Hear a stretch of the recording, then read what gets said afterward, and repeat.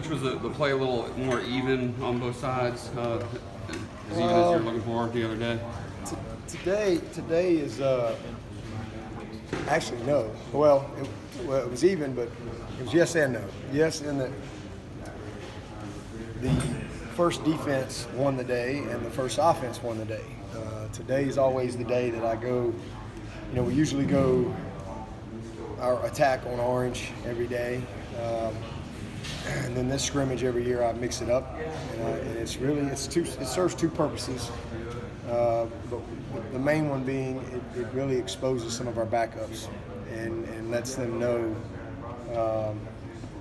where they are and where they got to get to. Because I always tell them, okay, when we put a guy in, they don't call timeout and take Travis Etienne out. It doesn't work that way. You got to be able to go in and play to the standard. We have a Clemson offense, we have a Clemson defense, and when you go in the game, you got to be ready to do your job. And so today was a day that the first defense really dominated the second offense, and the first offense dominated the second defense. So the good news is our first groups had a really good day. The bad news is our depth did not perform like we needed to. Now we got a bunch of guys out and all, and everybody wants to, but I ain't into excuses and all that stuff. Guys go in, they're expected to play, and so the positive is a lot of guys got exposed today that felt like they were doing pretty good, and then all of a sudden they're taking every rep against John Simpson, or they're taking every rep against T. Higgins and Justin Ross, and all of a sudden it's a different game, and vice versa for the offensive guys. So, too many turnovers, bad snaps. We had several bad snaps with our backups, and had a couple big drops, 1 and 2 minute. And then defensively, had some critical missed tackles, too many penalties, too many mental errors. So, a mixed bag. Again, the positive is our first group on both sides won the day, and really won the day handily. It wasn't really close at all. And there were big plays on both sides. Nolan Turner had a pick six. So there were some.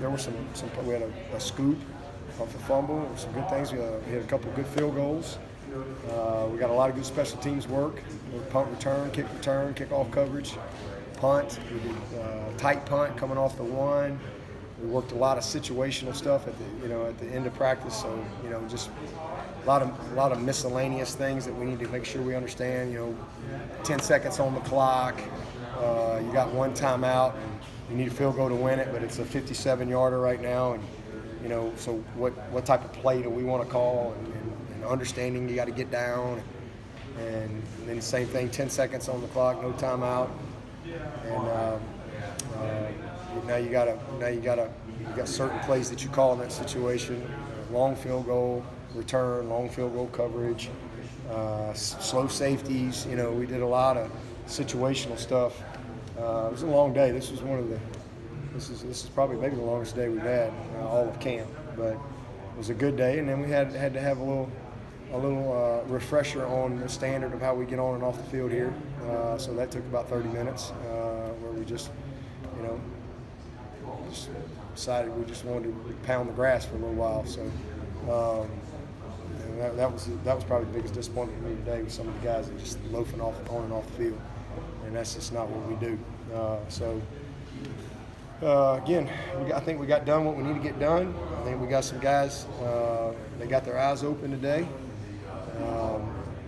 and got a few guys that I know are ready to play, and we got a bunch that I know aren't. It's our job now to take.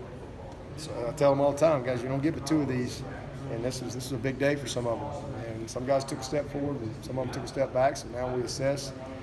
We got to make some decisions personnel-wise, because now the next few days is about getting our team healthier, because we're beat up, and that's kind of what I expected it to be going into tomorrow. So tomorrow will be meetings and inside jog through practice, and then we're going to give them Saturday and Sunday off and just let them rest and recover and kind of refocus, and then come back here, finish camp Monday and Tuesday. Still have some competitive work, but the live work, most of the live work, the scrimmage work is done.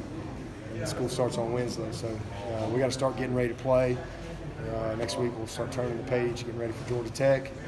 And I know the guys will be excited to start looking at somebody else and all that, but you know, we got what we got as far as camp, and now we got to start really dialing in, you know, next week, and not repping 3 groups, start repping 2 groups, and start getting the guys that we think are give us the best chance to win ready to play, and then go from there. Tony was saying the offensive line, the second unit, had some struggles today. Were there some guys on the first defense that you were pleased with? Yeah, and we, you know, we're a little thin, and we had some guys. Maskell got banged up early, and then Justin Foster was out today, so we didn't have a lot of depth at end. But you know, I thought those guys showed up. KJ made a couple plays. Xavier Thomas made some plays. Logan was active until he got banged up and was out. So just not good depth. But I thought Niles and Jordan, I mean, they won the day. They gave up a few plays, but then they dug in, and the Purple couldn't finish. Purple actually made a few plays and got in position, but they couldn't finish. So it was good to see the defense. You know, they bent a little bit, but they settled in and made the plays that they needed to make to stop the drive. And then the flip side, you know, same thing. Our orange, our one offense, had some big plays. Swarm had them a couple times and couldn't hold them. So a little disappointing there. But I thought the 2-minute work was good for us today. Got some really good couple of different drives, different situations, field goal, touchdown. And had some good things kind of pop up that challenged us as coaches, you know, because a lot of it's getting us ready too, you know, from a game management standpoint. So it was a good day. Who stood out on that first team offense that stood out first individually? Trevor. It was pretty good. Yeah, you know, I mean, I think our first group up front has got a chance to be pretty good. I'm really pleased with our OL. And we got some backup guys that are going to be able to really help us too. But that first group has really done a nice job. Travis had probably his most extensive day today. He really needed a good work day like today. He made some nice plays. Had a couple touchdowns, and Lin J had a good day today. Good to see him. He made a couple really nice cuts. You know, progressing, and then our receivers. I mean, we got a bunch of guys that have been very steady outside. That whole group's been very steady. J.C. Chalk probably had his best day today. He had 3 or 4 really nice catches. One, I think it was either I can't remember if it was a touchdown or got down to the 1. But he's catching the ball well. He's playing with confidence. And then probably the guy that I hadn't talked a whole lot about, and he missed the first scrimmage, but probably the most improved player from spring is Jalen Lay. And that doesn't mean he's Dwayne Allen just yet, but from where he was in the spring, he's probably the most improved player and is going to be able to help us. I'm really pleased with him, man. He's playing with confidence. He's catching the ball. He's made some tough catches. He's playing fast, and so you know he's still a work in progress.